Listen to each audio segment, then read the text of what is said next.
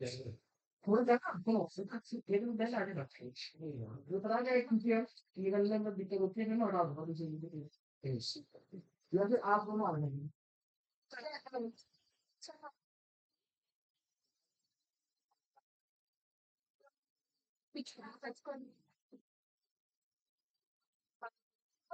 अरे सीएफटी तो हमने फिनिश करी ना।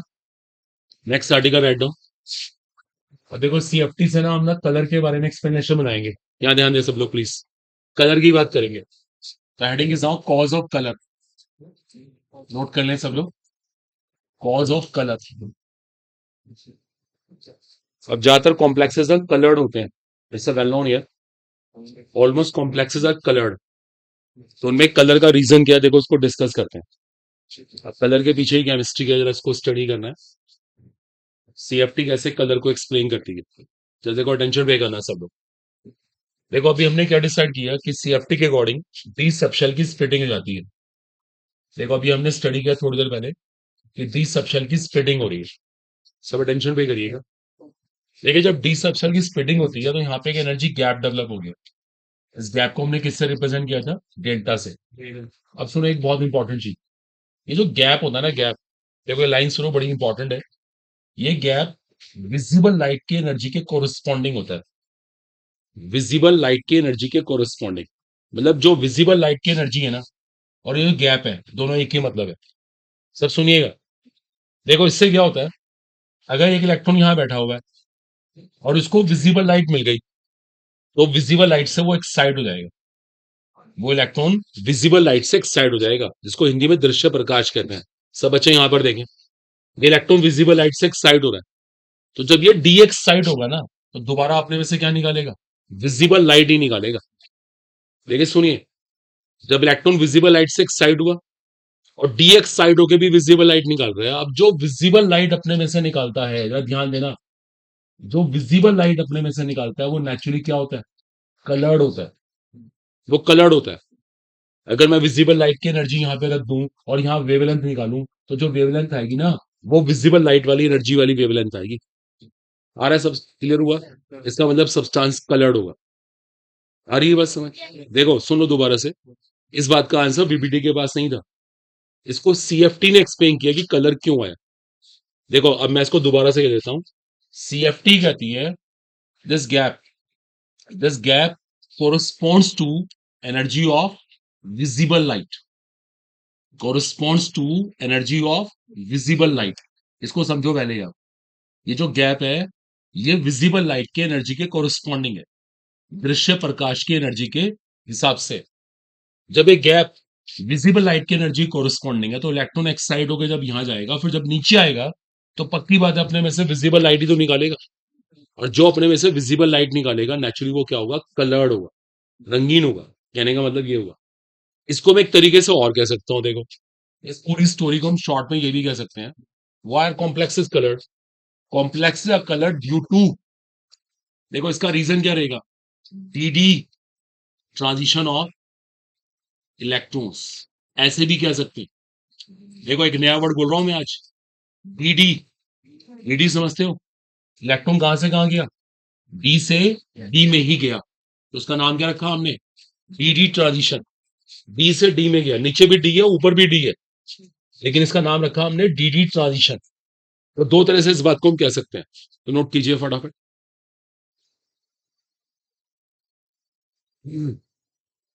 आप चाहे ना ये डायग्राम बना लें। इस गैप को हाईलाइट करें और इस गैप के बारे में लिखें corresponds to energy of visible light. It corresponds to energy of visible light. ये बहुत इंपॉर्टेंट लाइन है। This gap corresponds to energy of visible light. This gap corresponds to energy of visible light. इसको हम ऐसे कह सकते हैं। ये जो गैप होता है ये विजिबल लाइट की एनर्जी के गैप के बराबर है। This gap corresponds to energy of visible light.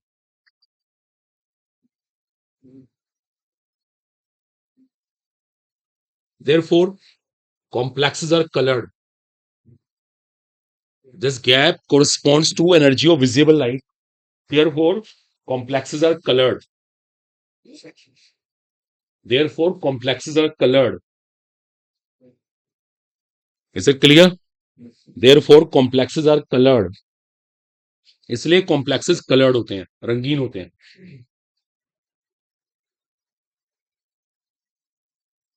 एक बात तो लिख लीजिए. It can also be said that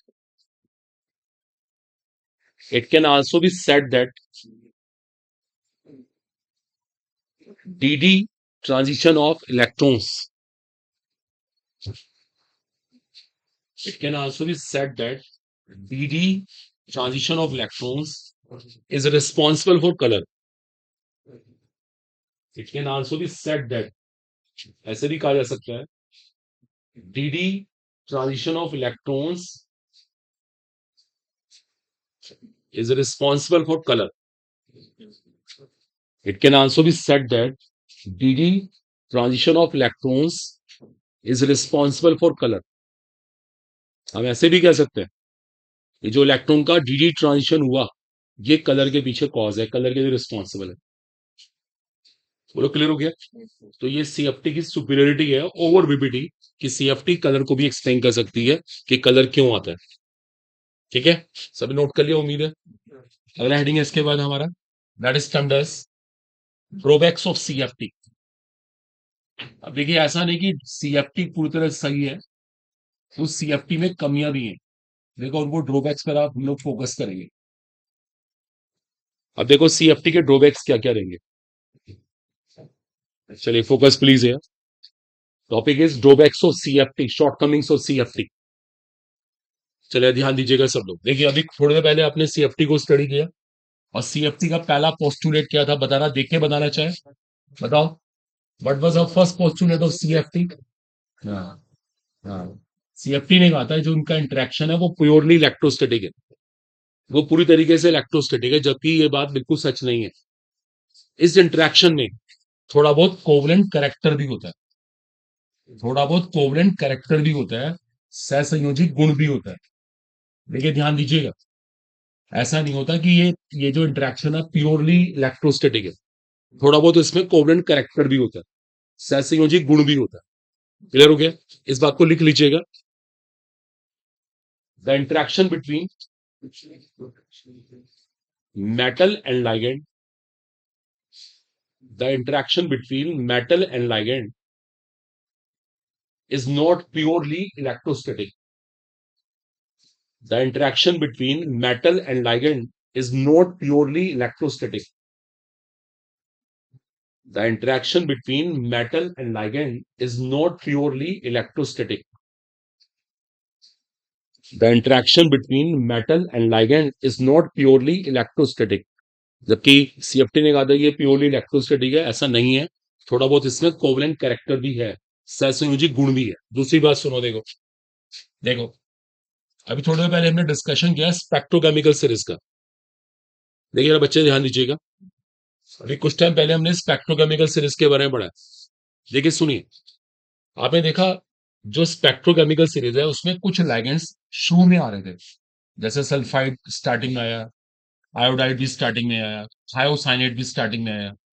ऐसे लाइगेंड्स स्टार्टिंग में आ रहे थे. सुनिएगा ध्यान से, ये सब लाइगेंड्स के ऊपर नेगेटिव चार्ज है. ठीक है, और सीएफटी ये मानती है कि सबसे इंपॉर्टेंट चीज यहाँ पे क्या होती है, स्प्लिटिंग. और सीएफटी कहती है कि स्प्लिटिंग के लिए सारा रोल किसका होता है, चार्ज डेंसिटी का होता है, चार्ज का होता है. सारा रोल चार्ज का है. अगर सारा रोल चार्ज का है, चार्ज सब कुछ कर रहा है, तो जिनके पास नेगेटिव चार्ज है, जिनके पास नेगेटिव चार्ज है, सही मायने में उन्हें क्या होना चाहिए, स्ट्रॉन्ग फील्ड लाइगेंड. भाई किसी के पास नेगेटिव चार्ज है तो नेचुरली उसके पास चार्ज ज्यादा है, चार्ज डेंसिटी ज्यादा है, उसको स्ट्रॉन्ग फील्ड लाइगेंड होना चाहिए. और जो ऐसे लाइगेंड होते हैं न्यूट्रल लाइगेंड, तो उदासीन है, उन्हें कैसा होना चाहिए, वीक होना चाहिए. जबकि स्पेक्ट्रोकेमिकल सीरीज में ऐसा नहीं हो रहा है. स्पेक्ट्रोकेमिकल सीरीज को अगर हम देखते हैं तो वहां पे ऐसा नहीं हुआ, वहां बहुत सारे anionic ligands weak field ligands थे, और neutral ligand strong field ligand हो गए थे.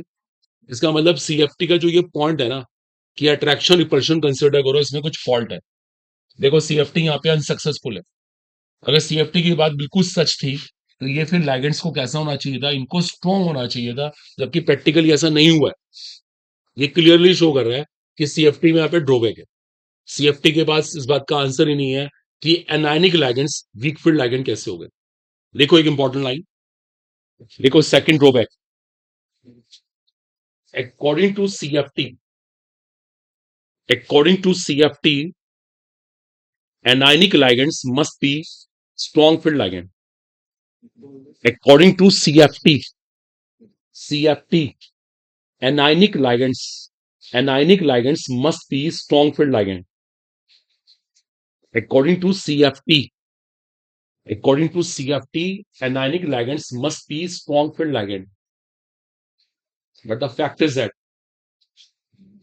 must be strong field ligand. But the fact is that it is not happening practically. But the fact is that it is not happening practically. ऐसा practically नहीं हो रहा है. But the fact is that it is not happening practically. देखो ये दो serious drawback हैं CFT के. एक तो इंटरेक्शन को प्योरली इलेक्ट्रोस्टैटिक मानना, ऐसा कुछ नहीं है.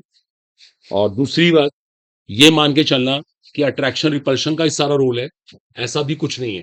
दो सीरियस ड्रॉबैक्स. अब हमारी सीएफटी यहाँ पूरी हो जाती है, टोटली फिनिश्ड है.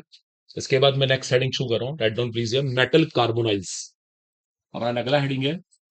मेटल कार्बोनाइल्स, नोट करिए, topic name is metal carbonyls. Metal carbonyls हमारा नेक्स्ट टॉपिक है. इसके बाद ये भी कोऑर्डिनेशन केमिस्ट्री का ही पार्ट है, termed as metal carbonyls. Okay, अब शो करने जा रहे हैं मेटल कार्बोनाइल्स, राइट डाउन. देखो मेटल कार्बोनाइल्स के पहले एग्जांपल समझ. कार्बोनाइल वेल नोन है. जो सीओ होता है ना, सीओ, इस लिगेंड को बोलते हैं कार्बोनाइल. देखो ये मेटल कार्बोनाइल है, एग्जैक्टली ये भी मेटल कार्बोनाइल है. ये मेटल कार्बोनाइल्स कहते हैं. ये मैंने आपको चैप्टर के शुरू में भी कराए थे. ओके, ये ज्यादातर कौन है, मेटल कार्बोनाइल्स है, आपके सामने है. इनमें ना सीओ एज अ लाइगेंड काम करेगा. सबसे इंपॉर्टेंट चीज है, इनमें सीओ एज अ लाइगेंड काम करेगा. ये एग्जांपल्स हाईलाइट कर लो आप लोग जल्दी से ना, इन एग्जांपल्स को हाईलाइट कर लो एटसेट्रा. ये सब मेटल लाइगेंड्स होते हैं, मेटल कार्बोनाइल्स. ठीक है, तो मेटल कार्बोनाइल्स की डेफिनेशन तो इतनी इंपॉर्टेंट नहीं है. Just carbonyl is behaving as a ligand. In metal carbonyls, carbonyl is behaving as a ligand. That is, CO is behaving as a ligand. It can be said. ये सब metal carbonyls हैं. Tetra carbonyl निकल, पेंटा carbonyl iron. ठीक है, चलिए common सी बात है, कोई डेफिनेशन इतनी इंपॉर्टेंट नहीं है. अब मेन चीज है बॉन्डिंग. नोट कीजिएगा हेडिंग बॉन्डिंग. अब देखो आपको मेटल कार्बोनाइल्स की बॉन्डिंग के बारे में सिखाते हैं, क्योंकि बॉन्डिंग बहुत इंपॉर्टेंट चीज है. तो अटेंशन पे करना देखो सब लोग. ओके, बॉन्डिंग के बारे में क्लियर करते हैं कि बॉन्डिंग किस तरह से होती है. जरा ध्यान देना सब लोग. बॉन्डिंग कि मेटल कार्बोनाइल्स की बॉन्डिंग किस तरह से होती है. देखो अब सब लिखना बंद कर दें प्लीज जरा. अब जरा बाद में नोट कीजिएगा. देखिए देखिए इन लिगेंड्स में एक चीज बड़ी इंपॉर्टेंट है. देखो आज तक आपने ये पढ़ा हुआ, आप सब लिखना बंद करके प्लीज यहाँ पर देखो कि एक लिगेंड का फंक्शन होता है कि मेटल्स को इलेक्ट्रॉन डोनेट करना. ये हम शुरू से पढ़ते आ रहे हैं. कोई भी लिगेंड होता है वो मेटल को इलेक्ट्रॉन डोनेट करता है. ठीक है, लेकिन एक इंपॉर्टेंट चीज पता क्या, जो ये लिगेंड है इसमें एक स्पेशल बात है. ये इलेक्ट्रॉन्स डोनेट भी करता है तो एज वेल एज एक्सेप्ट भी करता है. देखो बच्चों, एक बहुत ही सरप्राइज बात, ये इलेक्ट्रॉन्स अगर डोनेट कर रहा है तो एज वेल एज एक्सेप्ट भी करता है. ये बड़ा इंपॉर्टेंट एस्पेक्ट है इस लिगेंड का. एक बात बड़ी इंपॉर्टेंट और होती है, जो इलेक्ट्रॉन डोनेट करता है वो सिग्मा करता है, और एक्सेप्ट करता है पाई करता है. पाई, इसलिए पता है लिगेंड्स को हम क्या कहते हैं, pi acceptor ligand. As they are accepting pi electrons called pi acceptor ligands, also called pi acid ligand. अब देखो इस एस्पेक्ट को हम डिटेल में स्टडी करेंगे. अब इसकी पूरी केमिस्ट्री डिस्कस करेंगे, इसके पीछे कॉज क्या है, सिग्मा डोनेट करना, पाई एक्सेप्ट करना, और ये पाई एक्सेप्ट क्यों कर रहा है. ये हर लिगेंड में नहीं होता. एक बार ऐसे कॉपी करो सर.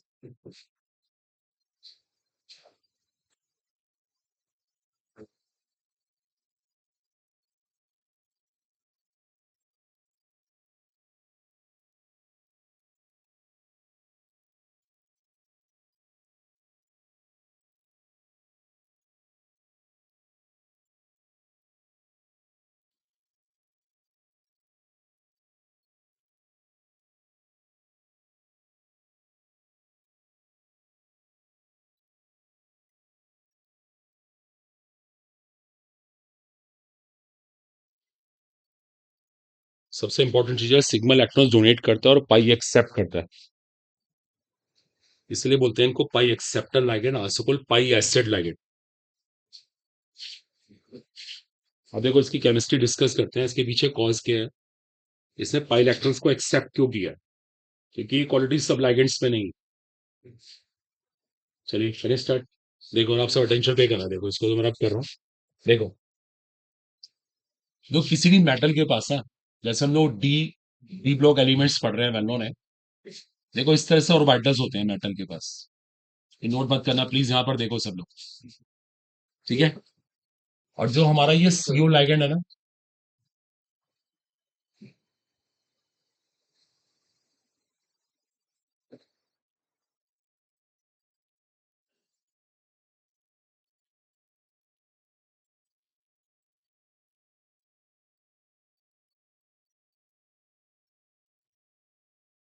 पढ़ना नहीं पढ़ना, आगे बैठ जाओ, तो यहाँ आओ।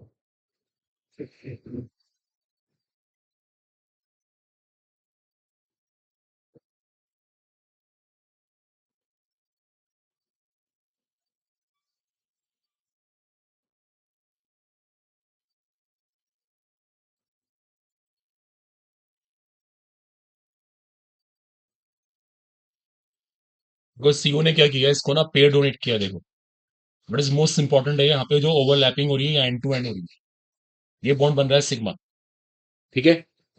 Next important point is what है, ये जो मेटल है ना, इसके पास ही कुछ ऑर्बिटल्स हैं, ये डी ऑर्बिटल है, ये फील्ड होता है मेट्रो चांस। देखो ये मेट्रो चांस फील्ड है, पहले इन दोनों की आपस में ओवरलैपिंग हो गई, यहाँ बॉन्ड बन गया सिग्मा। देखो लाइगेंड का काम यही था कि इलेक्ट्रॉन डोनेट करना, सिग्मा बॉन्ड बनाना। वो तो मेट्रो चांस क्या हुआ, जो मेटल के पास एम्प्टी, देखो ये ऑर्बिटल है मेटल के पास, ये फील्ड है, और लाइगेंड का ये ऑर्बिटल एम्प्टी है, ये पाई स्टार होता है।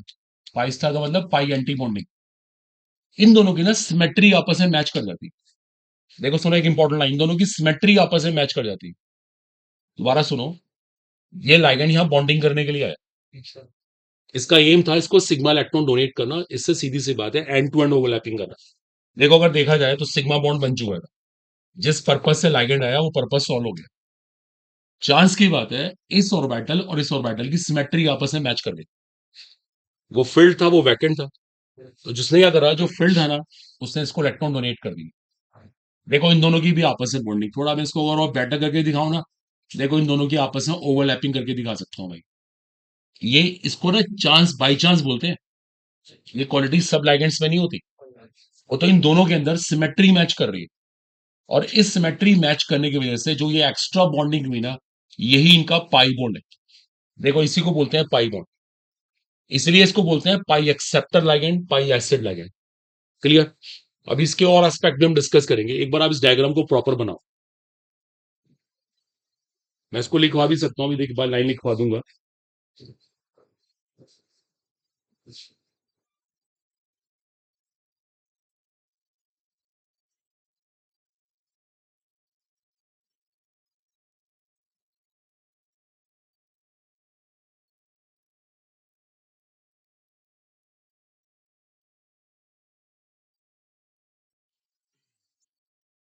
ये मैटर चांस है कि इन दोनों की सिमेट्री आपस में मैच कर गई, और सिमेट्री मैच करने से यहाँ पे एक एक्स्ट्रा बॉन्डिंग बनी।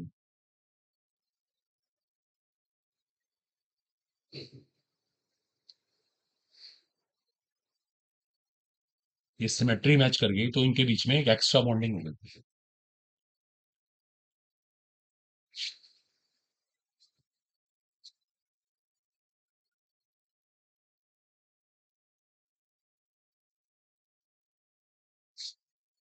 ये बताते हैं कौन कौन से लाइगेंड ये काम कर सकते हैं, जिनके अंदर ये कैरेक्टरिस्टिक होता है। जहां पे ये सिमेट्री मैच होगी ना, वहां पे ऑटोमेटिकली ये बॉन्डिंग डेवलप हो जाएगी। लिखिए इसके बारे में एक इंपॉर्टेंट लाइन, ठीक है। For pi bond the symmetry of for the pi bond the symmetry of pi star of ligand symmetry of pi star basically orbital का नाम है, एंटी बॉन्डिंग ऑर्बिटल है। Pi star of ligand, pi star of ligand and pi star of ligand and D orbital of metal, symmetry of pi star of ligand, इसको बोलते हैं pi anti bonding of ligand and the D orbital of metal, and the d orbital of metal plays significant role, and the d orbital of metal plays a significant role। मतलब सबसे important चीज यहां पर क्या है, symmetry. Symmetry word को underline कर लो आप, पढ़ के देखो, मैंने इसमें सिमेट्री को मेन चीज बताया कि दोनों की सिमेट्री का रोल है। Symmetry plays a significant role, बोलो क्लियर हुआ? देखो सोच के देखो, देखो अगर इन दोनों की सिमेट्री ना आपस में मैच करती, एक फिल्ड होता और एक अनफिल्ड ना होता, तो कभी ये बॉन्डिंग ना होती। देखो सुनो, कभी कभी क्या होता है, कुछ चीजें बाई चांस होती हैं, बाई चांस। जैसे फॉर एग्जांपल, आप यहाँ कोचिंग के लिए गए, आसपास यहाँ मार्केट भी, मार्केट में कोई चीज आपको ऐसी दिखती है जो बहुत सही रेट में मिल रही है और कुछ पैसे भी आपके पास है, तो आप उसको ले लेंगे अगर वो जेन्युइन रेट पे है और आपकी नीड भी है, तो आप उसे खरीद लेंगे। लेकिन उस पर्पज से नहीं आए, जब पर्पज तो क्लास करने के लिए आएगा। चांस की बात है, वो मार्केट में आपको दिखाई दी, चीज सस्ती थी, आपने उसको ले लिया। ये होता है सिमेट्री मैच करना। सिमेट्री, तो यहाँ पे सिमेट्री मैच कर गई, उस सिमेट्री ने ये एक्स्ट्रा बॉन्डिंग डेवलप कर दी, इसको बोलते हैं पाई बॉन्ड। ये जो ओवरलैपिंग है, ये साइडवेज है, ये एंड टू एंड नहीं है, साइडवेज, एक दूसरे के ऊपर साइड्स आ गई। ये ऊपर नीचे है बेसिकली, है बिल्कुल ओवरलैप नहीं, एक दूसरे के ऊपर नीचे है, इसलिए बोलते हैं इसको पाई एक्सेप्टर लाइगेंड। अब देखो इसका क्या इफेक्ट होता है, नोट करो heading consequences.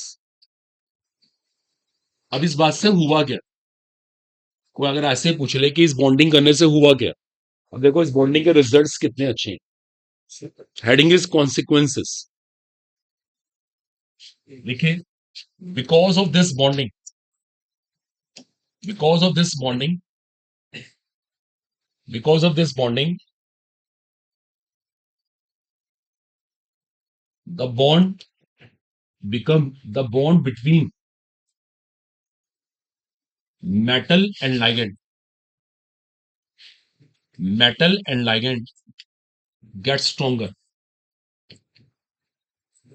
The bond between metal and ligand gets stronger. इससे मेटल और लाइगेंड के बीच का बॉन्ड स्ट्रॉन्ग हो जाता है, कॉल्ड सिनर्जिक इफेक्ट। इसको हम केमिस्ट्री में कहते हैं सिनर्जिक इफेक्ट। अगर बॉन्ड पहले से कभी स्ट्रॉन्ग हो रहा है ना, तो कॉल्ड सिनर्जिक इफेक्ट। सिनर्जिक, भाई यहाँ पे बॉन्ड डबल हो गया ना, अब सिंगल बॉन्ड नहीं है, डबल बॉन्ड हो चुका, और डबल बॉन्ड में स्ट्रेंथ ज्यादा होती होती है, इसलिए केमिस्ट्री बोलती है इसको सिनर्जिक इफेक्ट। सिनर्जिक, जो ये स्ट्रेंथनिंग ऑफ बॉन्ड है, इसका नाम होता है सिनर्जिक इफेक्ट। यहाँ बॉन्ड पहले से और भी स्ट्रॉन्ग हो गया, इतनी बात क्लियर हुई है सबको? इसको सिनर्जिक इफेक्ट। एक बात और सुन लीजिए, देखिए ये बहुत इंपॉर्टेंट है, या सब एक मिनट रुकेगा, एक मिनट के लिए। ये जो मेटल ने इलेक्ट्रॉन्स दिए हैं, ये पता कहां गए हैं, लाइगेंड के, कहां गए, एंटी बॉन्डिंग में गए। पाई स्टार का मतलब यहाँ पे एंटी बॉन्डिंग ऑर्बिटल है, एंटी बॉन्डिंग में गए। किसी को पता है अगर इलेक्ट्रॉन एंटी बॉन्डिंग में आते हैं तो बॉन्ड ऑर्डर पे क्या फर्क पड़ता है? सही बात है, कम हो जाता है, बिकॉज अगर एंटी बॉन्डिंग इलेक्ट्रॉन ज्यादा हो रहे हैं, अगर ये वैल्यू बड़ी हो रही है, तो बॉन्ड ऑर्डर पक्का कम हो जाता है। और बॉन्ड ऑर्डर कम होने से क्या होता है, इसका बॉन्ड वीक हो जाएगा। देखिए जितना बॉन्ड ऑर्डर कम, बॉन्ड स्ट्रेंथ कम। बॉन्ड ऑर्डर का बॉन्ड स्ट्रेंथ के साथ रिलेशनशिप डायरेक्ट है।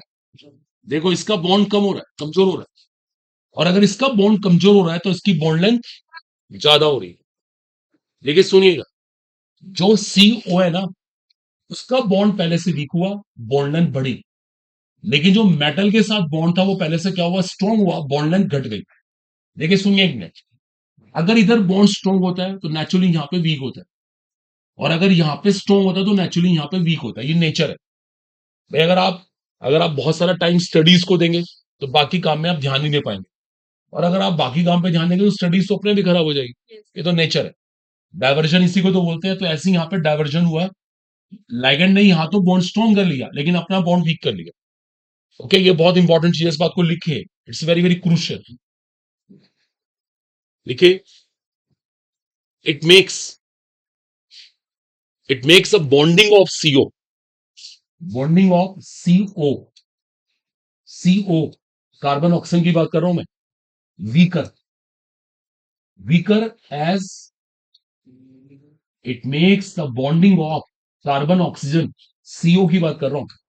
Weaker as electrons enter in anti bonding in its anti-bonding orbitals. An electron, as electrons enters in its anti-bonding orbital. As electrons enter in its anti-bonding orbital. जब electron anti bonding में आ रहे हैं तो anti bonding में आने से क्या loss होता है? बॉन्ड वीक हो जाता है. ये तो बॉन्ड स्ट्रॉन्ग हो गया, ये बॉन्ड वीक हो गया. ये बहुत बड़ी बात होती है. क्लियर हो गया? ठीक है. एक बात और सुनिए, ऐसे लाइगेंड कौन कौन से हैं जो ये काम कर सकते हैं? नोट कर लें. एक तो सीओ है, एक एनओ पॉजिटिव है, ठीक है, इथीन है. देखो ये कुछ एग्जांपल्स मैं आपको दे रहा हूं जो ऐसे लाइगेंड्स होते हैं जिनके अंदर ये प्रॉपर्टी है. उन सबके पास इस तरह से ऑर्बिटल होते हैं. इन ऑर्बिटल की सिमेट्री मैच करते ही ये बॉन्डिंग हो जाती है. सी एन नेगेटिव इसी कैटेगरी में आता है. सी एन नेगेटिव, इसके अंदर भी यही क्वालिटी है. बोलो, ये क्लियर हुआ? ये बड़ा इंपॉर्टेंट हेडिंग था, इसके बहुत क्वेश्चंस आते रहते हैं. देखो, आपको यहीं पे एक बात और शेयर करते हैं इसी टॉपिक से रिगार्डिंग. देखो, आप सब बायो स्टूडेंट्स हैं, आपने एक बात सबने सुनी होगी कि जो कार्बन मोनोऑक्साइड गैस होती है ना, वो एक टॉक्सिक गैस है, पॉइजनस गैस है. बताओ वो पॉइजनस गैस क्यों है? Carbon monoxide deadly poisonous gas क्यों है? बता सकता है उसको इतना टॉक्सिक किसने बनाया?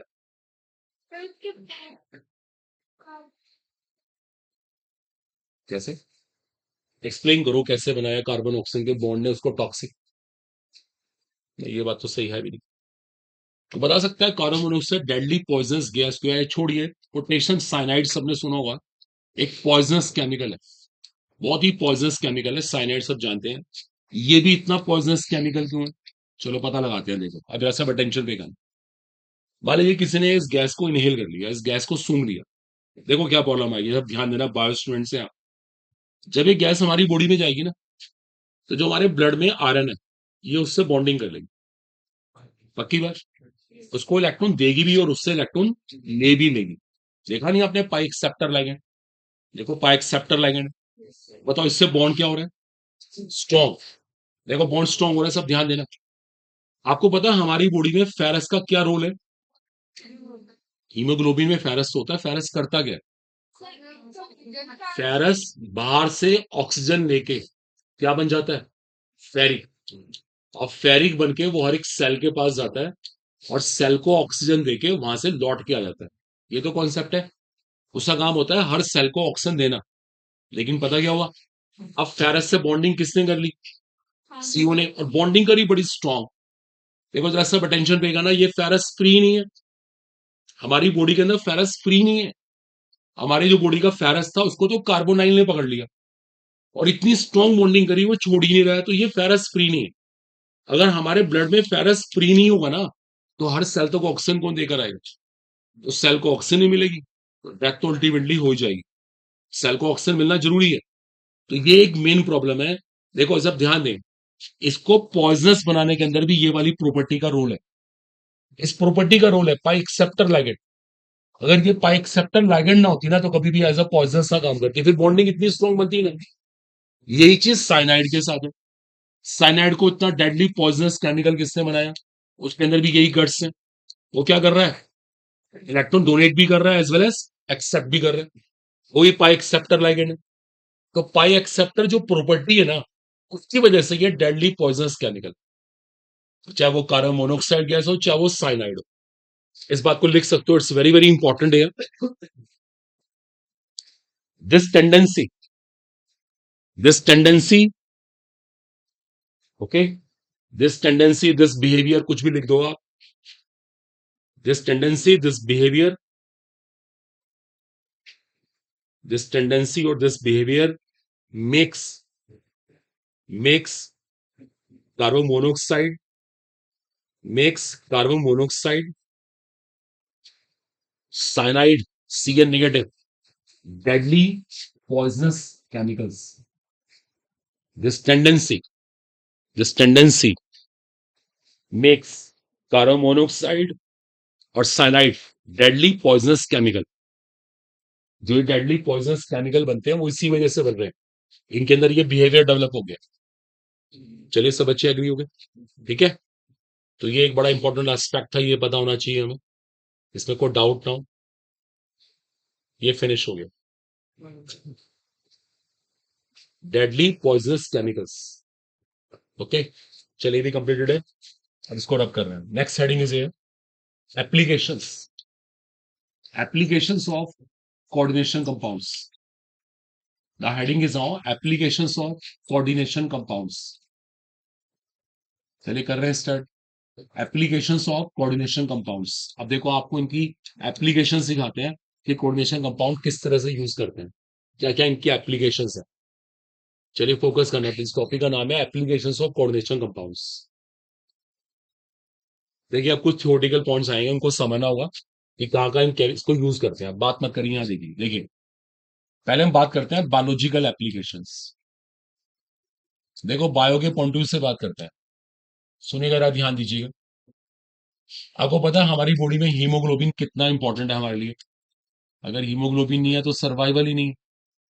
और हीमोग्लोबिन कौन है? कोऑर्डिनेशन कंपाउंड है।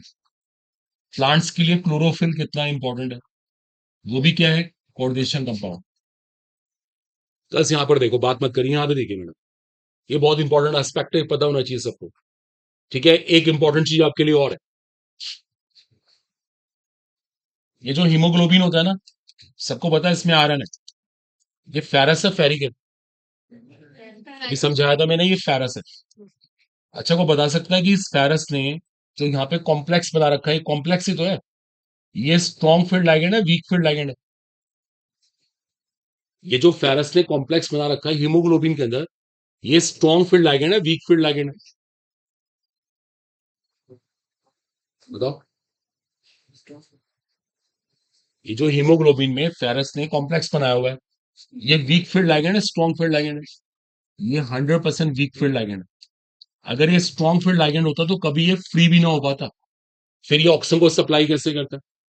ये गारंटी से वीक फील्ड लाइगेंड, ये हमें पता होना चाहिए। क्लोरोफिल के अंदर मैग्नीशियम है, दिस वी शुड नो। इन सबको पता ही है, दोनों चीजें बहुत काम की है, एक साथ कॉपी करेंगे। देखो बायोलॉजिकल एप्लीकेशन के बाद एक होता है इसका मेडिसिनल। देखो आपको देख सिखाते हैं इस केमिस्ट्री को मेडिसिन मेडिसिन फील्ड में कैसे यूज करते हैं, मेडिसिनल एप्लीकेशंस। देखो आपको पता होगा एक विटामिन होता है, विटामिन B12, कहते हैं ना साइनोकोबालामीन। आपको पता हो शायद, साइनोकोबालामीन आज की डेट में बहुत इंपॉर्टेंट है, इसका बहुत यूज होता है। जितने भी ये पेन की प्रॉब्लम हो रही है ना, बॉडी के अंदर पेन हो रहा है, जॉइंट्स पेन हो रहा है, वो विटामिन B12 की कमी की वजह से होता है। तो सबको साइनोकोबालामीन देना पड़ता है। साइनोकोबालामीन भी एक कोऑर्डिनेशन कंपाउंड है, उसमें कोबाल्ट होता है, आपको पता होना चाहिए, ठीक है। अभी एक साथ नोट करेंगे।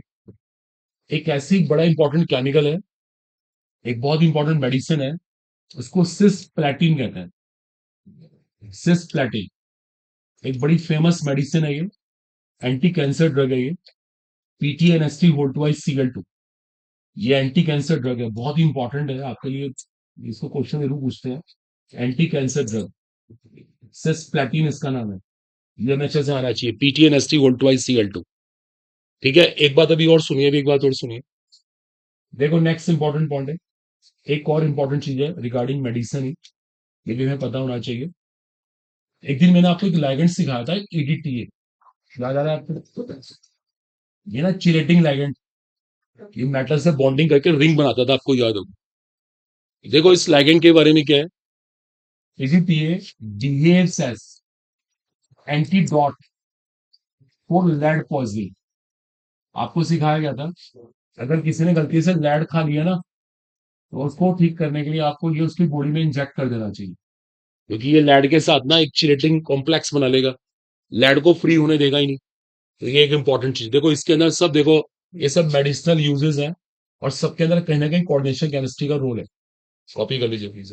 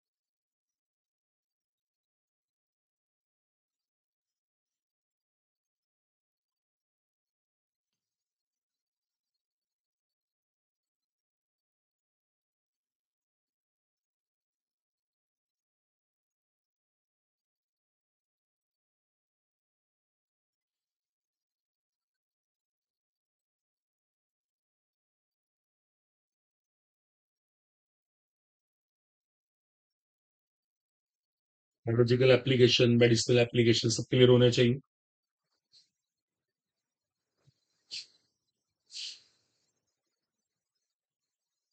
ठीक है।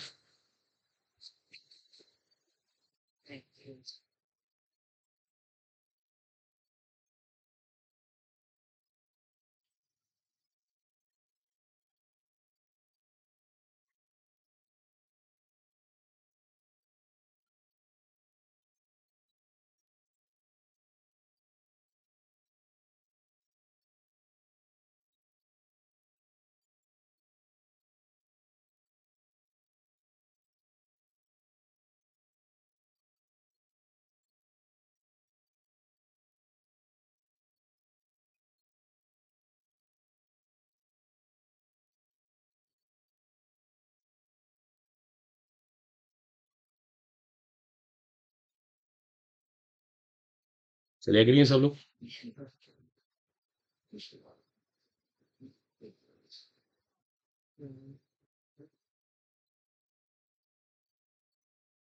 देखो नेक्स्ट इज ये, देखो अब इसको मेटलर्जी के अंदर भी यूज करते हैं। मेटलर्जी, अगर आपने कभी ऐसे कुछ पढ़ा होगा मेटलर्जी बारे में, लाइक एक्सट्रैक्शन थोड़ा बहुत स्टडी किया होगा, तो चैप्टर आपके सिलेबस में है ही नहीं। देखो मेटलर्जी में जैसे निकल की मेटलर्जी होती है ना, तो वहां पे इसका यूज होता है कोऑर्डिनेशन केमिस्ट्री का। वो आपसे ये पूछेंगे किस मेटल में इसका इन्वॉल्वमेंट है। निकल की मेटलर्जी में इसको यूज करते हैं, एक सिल्वर की मेटलर्जी, एक गोल्ड, इन तीनों की मेटलर्जी में ये वाली केमिस्ट्री इन्वॉल्व होती है। तो इसको भी नोट कर ले, the metallurgical use, I should say metallurgical use, note कर ले कि मेटलर्जी में कहाँ पे यूज करते हैं। और देखो इन्हीं के ना कुछ फेमस कैटलिस्ट हैं। आपने कभी सुना है विल्किंसन कैटलिस्ट? एक कैटलिस्ट आपको लर्न करना पड़ेगा। देखो ये कुछ फॉर्मूलाज होंगे, विल्किंसन कैटलिस्ट कहते हैं। ये भी आपसे कंपटीशन में पूछ सकते हैं। देखो ये होता है Wilkinson catalyst, that is termed as Wilkinson catalyst. इसको विल्किंसन कैटलिस्ट बोलते हैं। द कैटलिस्ट ऑफ रोडियम, ये भी कंपटीशन बहुत आता है। तो विल्किंसन कैटलिस्ट की भी नॉलेज आपको होनी चाहिए, दैट्स वेरी वेरी इंपॉर्टेंट है। R H P P H three whole thrice, इसका आईपीएससी नेम होता है क्रिस ट्राइफिनाइल फॉस्फिन, मतलब कॉमन नेम है ये, tris triphenyl phosphine rhodium chloride. Tris triphenyl phosphine rhodium chloride common name है इसका ये। तो ये याद कर लीजिएगा, विल्किंसन कैटलिस्ट बोलते हैं इसको। एक और देखो इस केमिस्ट्री से रिलेटेड एक बड़ी इंपॉर्टेंट चीज और है। देखो इस एडीटीए का एक यूज और भी होता है, जरा ध्यान देना। आपने कभी सुना होगा पानी में हार्डनेस होती है, हार्डनेस, कठोरता। अगर हार्डनेस को मेजर करना हो ना, तो एक टाइट्रेशन करनी पड़ती है इसके इन्वॉल्वमेंट से। ये पता क्या करता है, ये हार्डनेस को मेजर करने में काम आता है। मेजरमेंट ऑफ हार्डनेस, पानी के अंदर हार्डनेस है, पानी में कठोरता है, कितनी है, पानी कितना कठोर है, इसको मेजर करने में आपको ये यूज करना पड़ेगा, मेजरमेंट ऑफ हार्डनेस, एडीटीए 4 नेगेटिव, ये भी लिख लीजिएगा। ये भी इसका एक यूज है, किस केमिस्ट्री कैसे यूज करना होगा। ये हाइड्रोजिनेशन में काम आता है, ऑर्गेनिक केमिस्ट्री में आएगा ये। जब आप ऑर्गेनिक केमिस्ट्री में हाइड्रोजिनेशन करोगे ना, एडिशन ऑफ हाइड्रोजन, वहां पे इसकी नीड होगी, विल्किंसन कैटलिस्ट। तो ये कुछ कोऑर्डिनेशन केमिस्ट्री के यूजेस थे, जब भी हमने फिनिश किया चैप्टर। देखो हमारा कंप्लीट हो गया ये, ठीक है, चैप्टर हमारा ये एंड हो चुका है। एक सेकंड में पूछ लेता हूँ कुछ, किसी को पूछना है कोई डाउट वगैरह, कोई भी क्वेश्चन किसी को पूछना हो, मैं तब तक शुरू करूँ।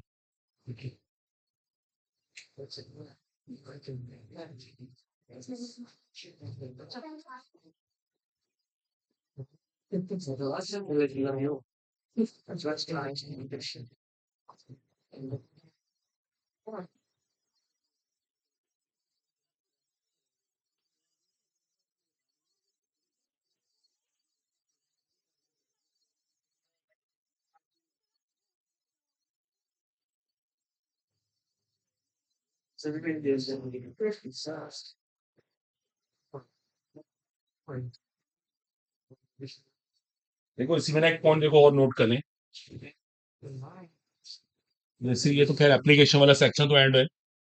नेक्स्ट इसको फैक्टर्स अफेक्टिंग डेल्टा। एक हेडिंग और डिस्कस कर लेते हैं। Factors affecting delta. डेल्टा का मतलब crystal field splitting energy. Note कर लें सब लोग। Factors affecting delta, that is crystal field splitting energy. Factors affecting delta. अब देखो आपको सिखाते हैं इस डेल्टा का यूज क्या होता है, इसे कौन कौन से फैक्टर अफेक्ट भी करते हैं। Factors affecting delta. चलिए पहला पॉइंट है, देखो इसमें इस डेल्टा को अफेक्ट करने वाला पहला इंपॉर्टेंट फैक्टर है size, the size of metal. मेरा ध्यान दीजिएगा सब लोग। देखो केमिकल बॉन्डिंग का वेल नोन प्रिंसिपल है, जितना मेटल का साइज छोटा होगा ना उतनी उसकी बॉन्डिंग स्ट्रांग बनेगी। देखो जितना मेटल एटम का साइज छोटा होता है उतनी बॉन्डिंग स्ट्रांग बनती है, और जितनी बॉन्डिंग स्ट्रांग बनती है, देखो स्ट्रेंथ ऑफ बॉन्ड, उतना डेल्टा हायर होगा। देखो उतना डेल्टा हायर होता है। तो पहला एक इंपॉर्टेंट फैक्टर है the size of metal. Note कर लें सब लोग। जितना डेल्टा, जितना साइज छोटा उतनी बॉन्डिंग स्ट्रांग, उतना डेल्टा हायर। ऐसे भी कह सकते हैं, the size of metal and the strength of bond they have inverse relationship. उस केस में बॉन्डिंग उतनी स्ट्रांग आती है, उस केस में बॉन्डिंग आपको उतनी ही स्ट्रांग मिलेगी। जितना मेटल का साइज छोटा होगा ना उतनी बॉन्डिंग आपको स्ट्रांग मिलेगी। That should be clear.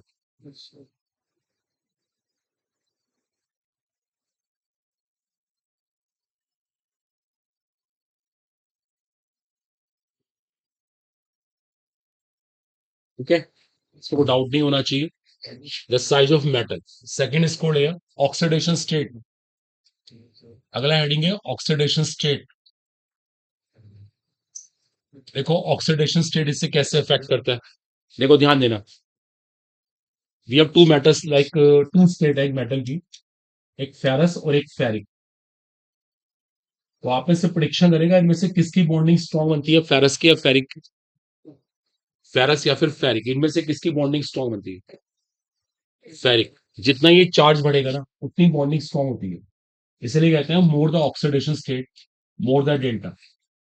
देखो स्टेट बढ़ने से भी डेल्टा बढ़ जाता है, इसको भी नोट कर लें आप लोग। ऑक्सीडेशन स्टेट डेल्टा को अफेक्ट करता है, क्रिस्टल फील्ड स्प्लिटिंग एनर्जी को अफेक्ट करता है। जितनी स्टेट हायर होती है उतना डेल्टा हायर होता है।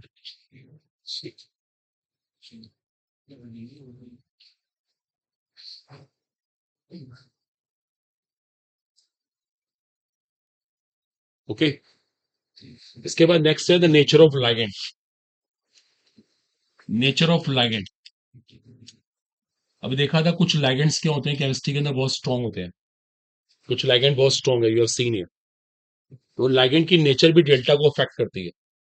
सीधी सी बात, जो स्पेक्ट्रोकेमिकल सीरीज में लास्ट में आते हैं, जिनके अंदर स्ट्रेंथ ज्यादा होती है, नेचुरल सी बात है वहां पे भी डेल्टा आपको हायर मिलेगा।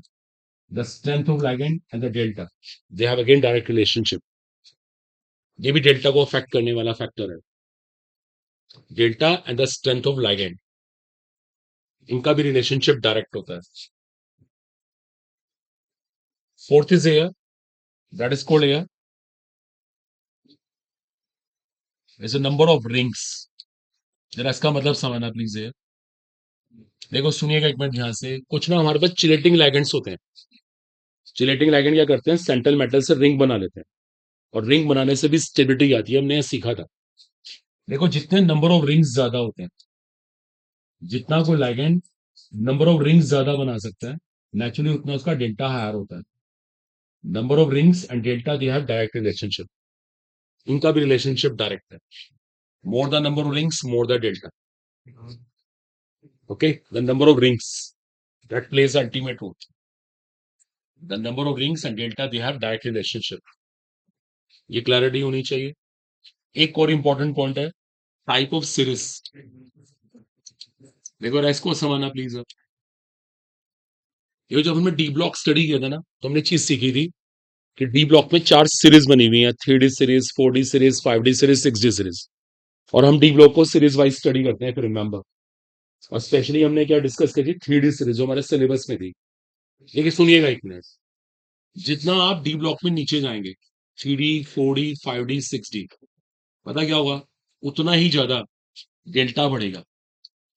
डेल्टा बढ़ने के पीछे कॉज होता है क्योंकि बॉन्डिंग उतनी स्ट्रांग हो जाती है। देखो ध्यान देना, 3D 4D 5D 6D, जितना आप नीचे जाओगे ना उतनी बॉन्डिंग स्ट्रांग होती चली जाएगी। It's very crucial. इसको भी हाईलाइट कर लो। 6D वाले केस में आपको डेल्टा ज्यादा मिलेगा, then 5D, then 4D and the 3D। ये भी कॉपी करना है सब लोग।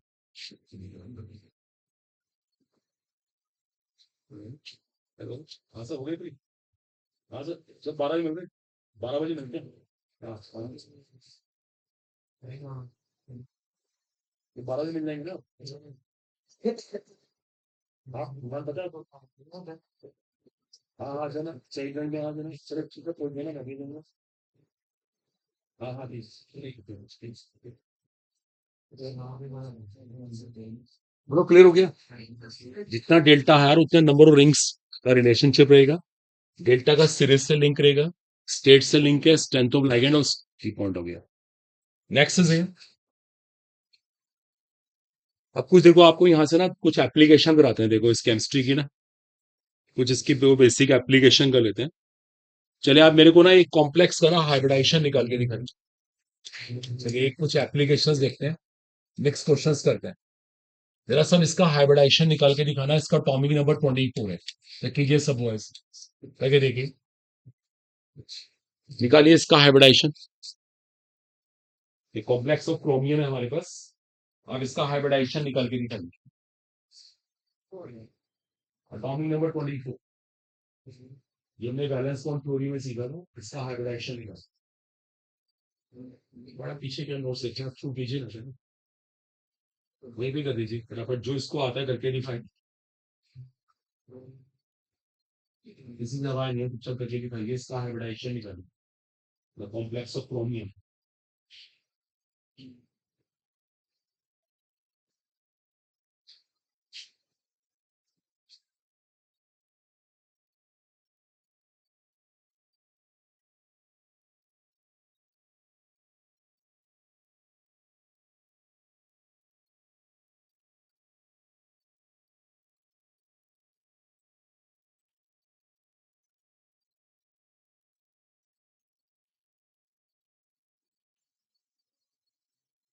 हो गया आपसे?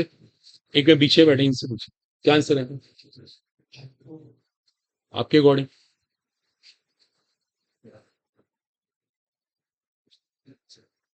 और आपके अकॉर्डिंग क्या आंसर है? आपने किया नहीं, आपने आपके अकॉर्डिंग क्या आंसर? ये दिखाइए, कैसे ये दिखाइए। उस दिन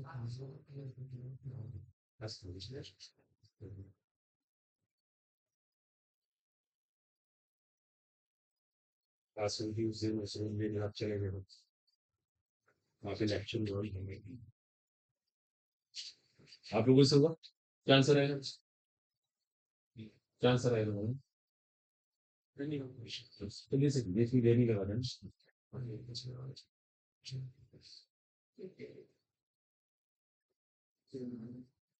जो लोग कह रहे हैं ना sp due to they are wrong है, ये इसका आंसर ही नहीं, उन्होंने किया भी नहीं, वो तो ऐसे स्ट्रक्चर बना के प्रेडिक्ट कर दिया।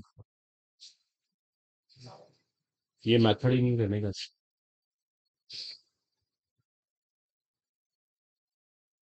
सबसे पहले इस मेटल का ऑक्सीडेशन नंबर निकालिए, +3। चलिए ऑक्सीडेशन नंबर आ गया, +3 में इसका कॉन्फ़िगरेशन लिखे सब लोग,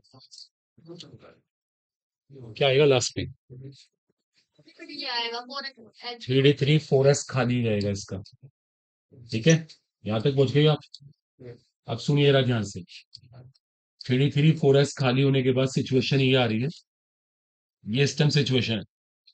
आपने चीज नोटिस करी, इस मेटल से 6 लैगेंड बॉन्डिंग करने आ रहे थे, इसको 6 ऑर्बिटल का सेट चाहिए था, उसने 6 ऑर्बिटल कौन कौन से मिलाए? ये वाले मिलाए, इसको इन्वॉल्व किया इसे सेट बनाने में, साफ दिख रहा है। और इनको इन्वॉल्व करने का मतलब है इसका हाइब्रिडाइजेशन D2sp3 आएगा। कहां से आया sp2? रॉन्ग आंसर, करके देखा ही नहीं, काफी लोगों ने ऐसे बना दिया।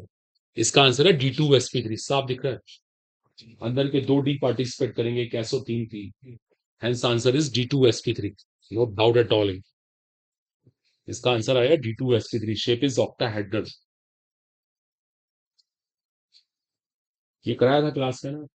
चलो अब देखो, जिससे पूछूं बताना, पीछे बोलना मत कोई भी गर्ल्स बॉयज. आप बताइए पर्टिकुलरली यू. ये डायमैग्नेटिक है पैरामैग्नेटिक? खड़े हो जाइए. ये डायमैग्नेटिक है पैरामैग्नेटिक? पीछे बोलेगा नहीं, आपसे पूछे जाओ गर्ल्स में. ये डायमैग्नेटिक है पैरामैग्नेटिक है? आप लास्ट में बैठे ही बताइए. MS कॉलेज लास्ट में. हाँ. ये डायमैग्नेटिक है पैरामैग्नेटिक? खड़े हो जाइए एटलीस्ट. क्यों? अब क्यों, इसका रीजन दे दीजिए कि अब तो आप सही कह रही हैं. बोलिए नहीं बिल्कुल भी. क्यों है डायमैग्नेटिक? अब रीजन दो इसका. आप बताइए. हाँ, खड़े हो जाइए. क्यों? तो जिसके पहले इलेक्ट्रॉन अनपेड होते हैं वो पैरामैग्नेटिक होता है. पक्का कॉन्फिडेंट है आप? और डायमैग्नेटिक में क्या होता है? तो ये कौन है? कॉन्फिडेंट है आप? शी इज राइट है. ये पैरामैग्नेटिक है क्योंकि इसके पास इलेक्ट्रॉन्स अनपेयर्ड है. जिसके पास इलेक्ट्रॉन्स अनपेयर्ड होंगे, अयुग्मित होंगे, उसको पैरामैग्नेटिक कहते हैं. हिंदी में कहते हैं अनुचुंबकीय. और जिसके इलेक्ट्रॉन पेयर्ड होते हैं वो डायमैग्नेटिक होता है. बैठ जाइए.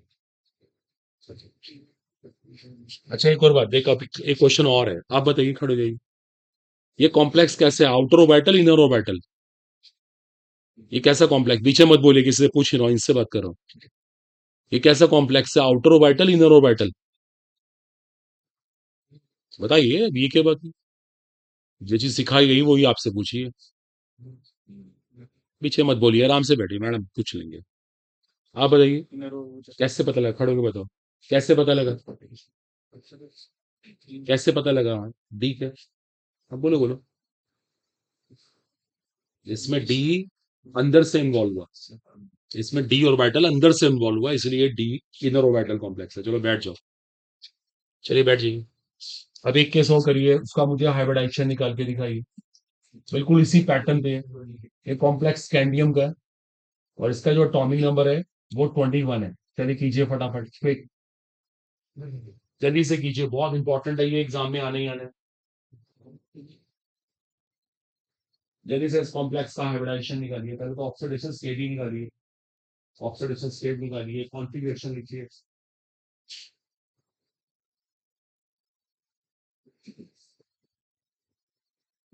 ऑक्सीडेशन स्टेट निकाल के कॉन्फिगरेशन लिखिए तो पता लगता है कि ये इसका हाइब्रिडाइजेशन क्या हुआ. बस बिल्कुल आवाज मत. अब इकट्ठे बैठे तो सारे सारे बोलते रहो तो इट्स नॉट फेयर. सीखना है ना तो अकेले बैठी.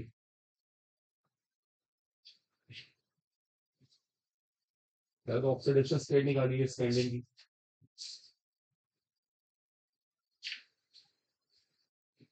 निकालिए अपने स्टेट. अपने सीधा स्टेट. एग्जाम चल रहा है. एग्जाम की तैयारी तो अच्छा बोल नहीं.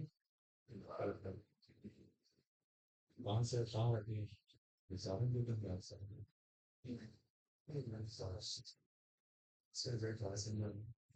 करियर है ना, उसको फोकस करनी है. यही बात है ऐसे ही. हाँ, स्टेट निकाली. कॉम्प्लिकेशन ये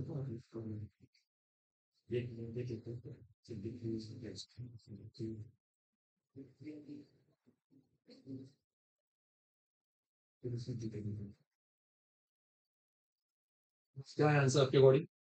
सर लास्ट में था टी, तो टी और मिनट पूरा आप डिसाइड कीजिए. डिसाइड कीजिए, मुझे आंसर बताइए. 5 बस ये टच में नहीं हो सकता. यस सर, वो तो वो क्या आंसर है आपका? सर या फिर यार हम दे सकते हैं. ये होना कहते इसको कंबाइन. और बताइए इधर. आपका कोई answer? Just same. Same answer. और तो ये आपका क्या व्यू है? आपका क्या आंसर है? हाँ, T5 यस. देखिए ये तो कोई आंसर नहीं होगा. हम्म?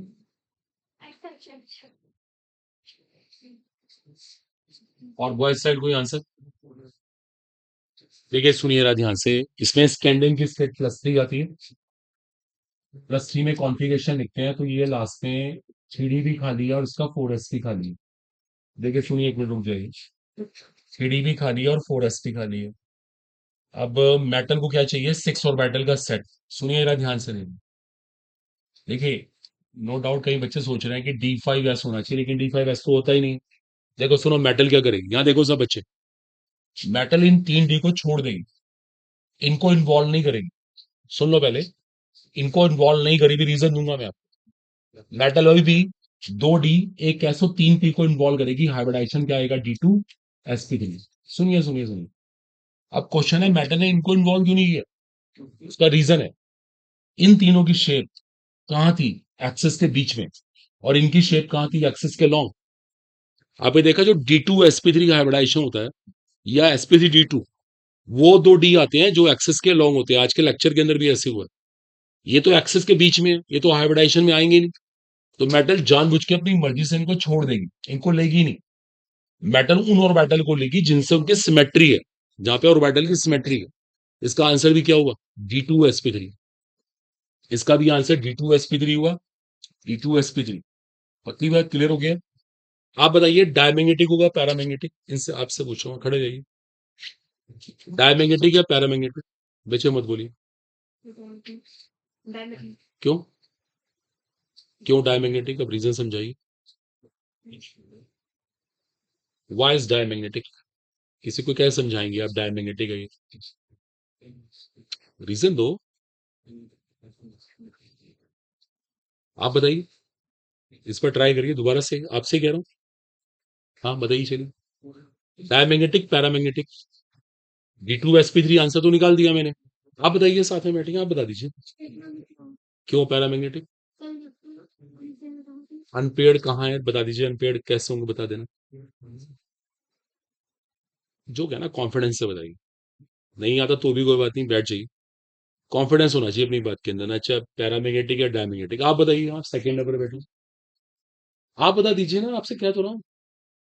आप लोग बैठ जाइए। हाँ, आपसे कह रहा हूँ, आप तो नहीं पता तो कोई बात नहीं है। ये सारे पेड़ ही आके बैठेंगे यहाँ पर। ये पूरा का पूरा पेड़ ही आता है लाइगेंड से। नो डाउट इसका आंसर है डायमैग्नेटिक। कोई बात नहीं, इसको बैठ जाइए। क्या है, तो ये कॉम्प्लेक्स डायमैग्नेटिक है, कंफर्म हो गया। और इसका हाइब्रिडाइजेशन भी हमने निकाल लिया। ठीक है। और इसकी शेप क्या होगी? शेप होगी इसकी ऑक्टाहेड्रल। इनर ऑर्बिटल कॉम्प्लेक्स है, डिसाइडेड है। चलिए एक केस और ट्राई करिए इस तरह का। NiCN2 negative. जरा इसको ट्राई कीजिएगा सब लोग। निकिल का अटॉमिक नंबर 28 है। निकिल का अटॉमिक नंबर 28 है। जरा इसका हाइब्रिडाइजेशन निकाल के दिखाइए जल्दी से, इस बार कीजिए। वॉइस कुछ करके दिखाएंगे। NiCN2 negative. अरे निकिल का ऑक्सीडेशन नंबर निकालिए।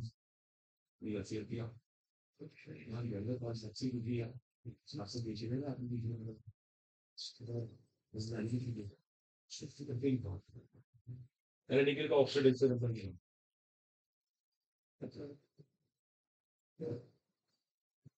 ठीक है, निकिल का ऑक्सीडेशन नंबर।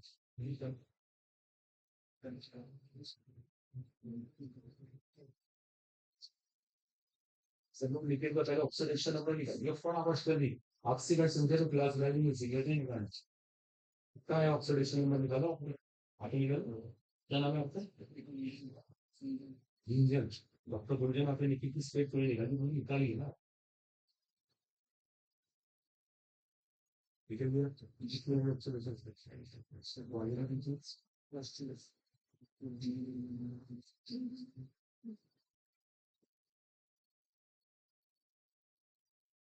क्या चला?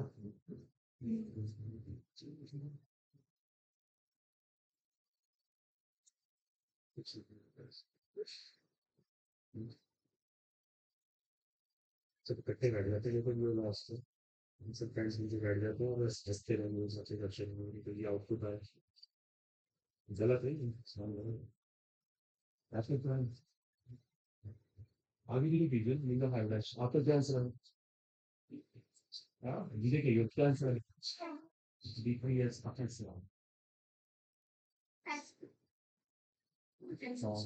इसीलिए भी आ सकती थी।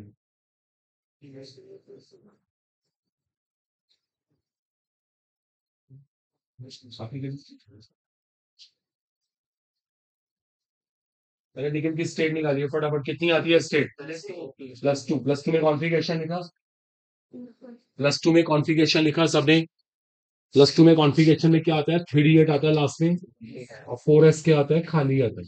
वेल 3D8, देखो 3D8, 1 2 3 4 5 6 7 8, और एस वाला खाली है। कोई दिक्कत? ठीक है।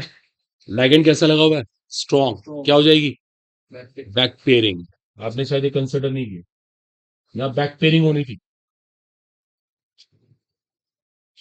बैक पेयरिंग होने के बाद एक डी ऑर्बिटल खाली होता है, वो डी एक एस और दो पी को मिला दिया जाता है, hence hybridization is what here, DsP2। DsP2, okay, DsP2 आता है इसका हाइब्रिडाइजेशन। एक डी एक एस और दो पी का इन्वॉल्वमेंट किया था, हेंस हाइब्रिडाइजेशन DsP2। सबको क्लियर हो गया? Okay, DsP2।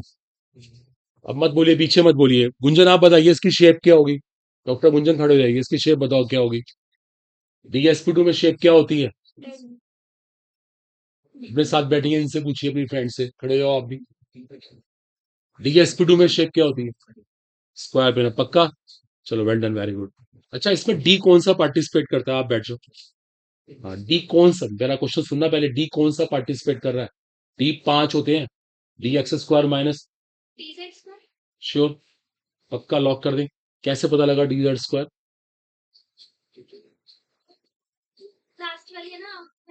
ये कोई बात थोड़ा भी। DZ² तो इनमें से कोई भी हो सकता है। आपको लग रहा है कि ये लास्ट वाला DZ² है? Sorry, it's not so. इनमें से DZ² कोई भी हो सकता है, because they all have the same energy. अब ये क्वेश्चन केमिकल बॉन्डिंग का आ गया। DsP2 की शेप हो गई स्क्वायर प्लेनर। चलो, वेल डन, आपकी फ्रेंड ने सही बताया कि DsP2 की शेप स्क्वायर प्लेनर होती है। ये स्क्वायर प्लेनर शेप बना दी मैंने। अगर मैं एक्सिस मान लूं, ये एक्स एक्सिस, ये वाई एक्सिस, बताओ इसमें डी कौन सा पार्टिसिपेट कर रहा है? बैठ जाओ, बैठ जाओ, किसी को बताना बताए। बोर्ड पे क्लियर आंसर लिखा हुआ है, वेल डन। यहाँ पार्टिसिपेट कर रहा है DX² minus Y²। Very good है। देखो, वो यहां से पता लग गया देख के। चलो, वेल डन। ये केमिकल बॉन्डिंग की प्रॉब्लम थी।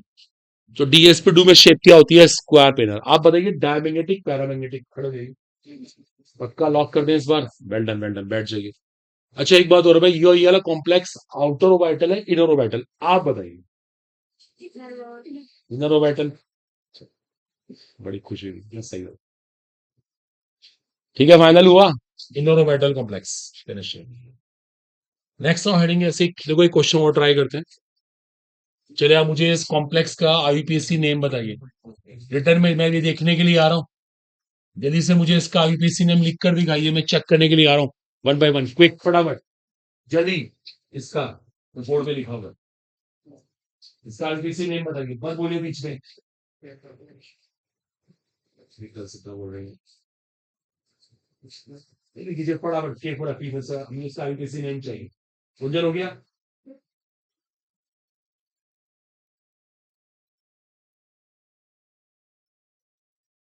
रिटर्न में दिखाना पीछे भूलना नहीं, मैं प्रॉपर देखूंगा क्या लिखा आप लोगों ने। इसका IUPAC नेम चाहिए, क्विक। आपसे हम इसका, आई थिंक, इजी हो गया। इजी में लगा नहीं, साथ साथी को साथ हो गया। लिखा, रिटर्न में दिखा दीजिए सर, एनएस ये लिखा है। हाँ, कोटेशन जो बना रहे हैं सर, वो नाम लिख रही है, बाद में आएगा वो। रिटर्न का नाम पहले आता है, बाद में आता है। लाइट होगा, लाइट आ सकती है। ये स्टार्टिंग आती है सिल्वर के, सिल्वर।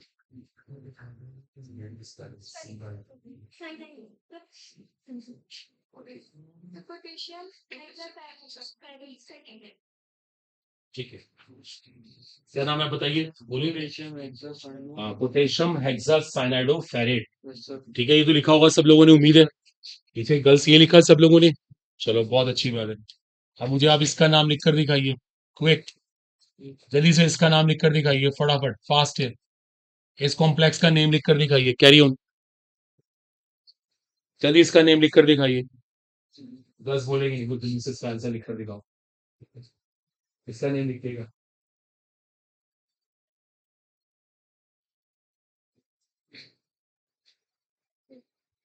लिखिए लिखिए, COCl2 होल डिवाइस NO3। इसका देखूंगा मैं ये तो प्रॉपर वे में।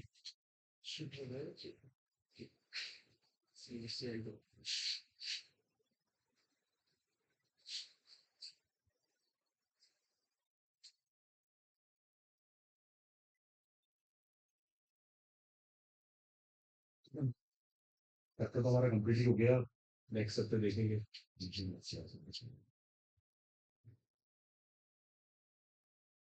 हो गया, जैसे रिटर्न में दिखाना मेरे को फटाफट।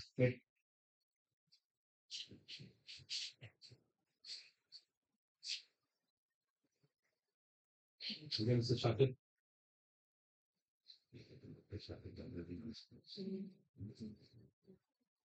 हो गया,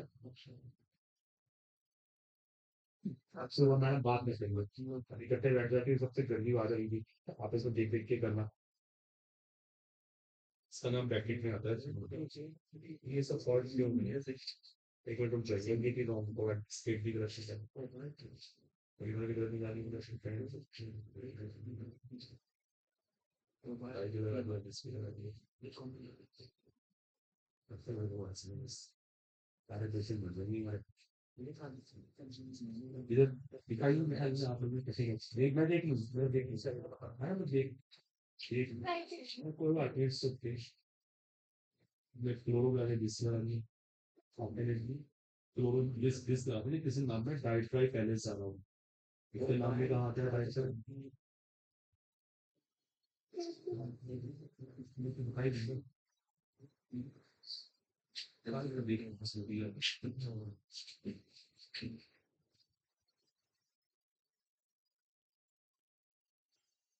वाह, किसी ने किया, आपसे क्या आंसर है बोलिए। नहीं हो पाया, बहुत अच्छी बात है। डाई क्लोराइड, पहले तो इसका नाम आना था क्लोराइड, ठीक है। उसके बाद बिस, in bracket ethane 1 2 diamine, ethane 1 2 diamine, bracket close, cobalt, bracket में कोबाल्ट की स्टेट दैट इज 3 है, और लास्ट में आएगा नाइट्रेट। ओके, ये इसका नेम है, नोट कर लें सब लोग, डाइक्लोराइड ऑफ बिस, ethane 1 2 diamine, cobalt third nitrate, ये इसका प्रॉपर नेम हुआ। इज इट क्लियर, नोट कर लें। बताओ बताओ, बोलो मिस्टर, बताइए गुंजन जी, बताइए क्या डाउट क्या है। अगर बोलते हैं, बात को डिस्कस करते हैं। क्लोराइडो क्यों आ रहा है, उसका नाम एक्चुअली क्लोराइड है, डाई बोलेंगे, डाई क्लोराइडो। यहाँ बिस लगाने के पर्पस इसलिए, कॉमन नेम है एक्चुअली। आप घर जाके एनसीईआरटी पढ़िए, आपको पढ़ने की बहुत बहुत जरूरत है, सेल्फ स्टडी करिए, कल अपनी सब बुक लेकर आए, उसके सारे क्वेश्चन डिस्कस करिए एनसीईआरटी के। आपसे नहीं फालतू पढ़ा, कम से कम एनसीईआरटी तो कर लीजिए ना, आप उसको भी नहीं करेंगे तो फिर सोचो, ये माइनर माइनर से मिस्टेक बहुत प्रॉब्लम करेंगी। नेक्स्ट है, इसको हटा रहा हूँ मैं। आप मुझे इस कंपाउंड के ना ज्योमेट्रिकल आइसोमर्स बनाकर दिखाइए, quick, draws geometrical isomers, fast, इसमें ज्योमेट्रिकल आइसोमर्स बनाकर दिखाइए। चलिए, कोई चिटिंग नहीं, बिल्कुल भी नहीं, मेमोरी से कीजिए, बनाकर दिखाओ इसके geometrical isomers, COCl2 whole twice, fast, जल्दी बनाकर दिखाइए इसके geometrical isomers. It exist in two forms, same trans, आपको एंड कर रहा हूं, आप उसको बनाकर दिखा दीजिए बस, जल्दी बनाइए। इसके दो फॉर्म बनेंगे, सेशन ट्रांस,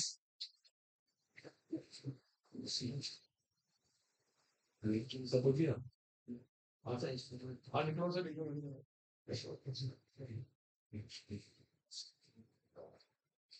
क्या हम काम करते हैं, साक्षी होती है,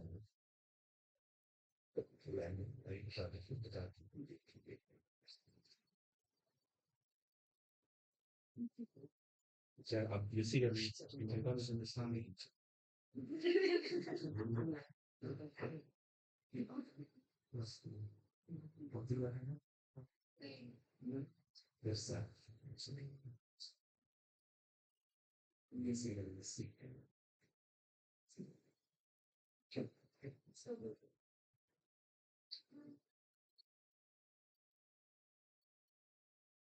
और किसी ने बनाया है रॉन्ग है ये। और किसी आप तो दिखाइए, आप दिखाइए, रॉन्ग आप दिखाइए, रॉन्ग आपने भी ऐसे ही बनाया। देखिए वो भी रॉन्ग है। रिटर्न नहीं, अब नहीं पता क्या है, क्या नहीं है, डोंट नो। नहीं सही। और ये ऐसे बनता नहीं है, सबने बनाया। ये दिखाइए मिस्टर राहुल, आपका नाम राहुल है ना? मुझे तो बड़े दो राहुल माधी जो से राहुल आइडिया किसी का चाहिए सो वैसे ही लग रहा है और है भाई बढ़ने के नाम पे